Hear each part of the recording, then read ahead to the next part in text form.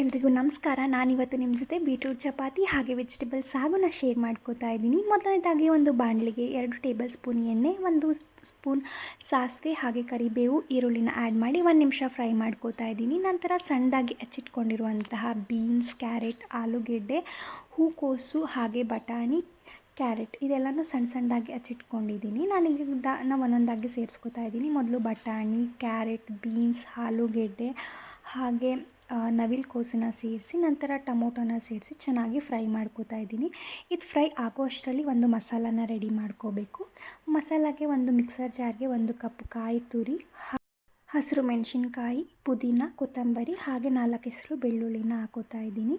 ನಂತರ ಚಕ್ಕೆ, ಲವಂಗ, ಗಸಗಸೆ, ಏಲಕ್ಕಿ, ಸೋಂಪು ಕಾಳು ಮತ್ತು ಸ್ವಲ್ಪ ರಿಚ್ಚಾಗಿ ಬರಲಿ ಗ್ರೇವಿ ಅಂತ ಒಂದು 4ರಿಂದ 5 ಗೋಡಂಬಿನ ಆ್ಯಡ್ ಮಾಡಿ ಸ್ವಲ್ಪ ನೀರನ್ನ ಹಾಕಿ ಈ ರೀತಿ ರುಬ್ಕೊತಾ ಇದ್ದೀನಿ.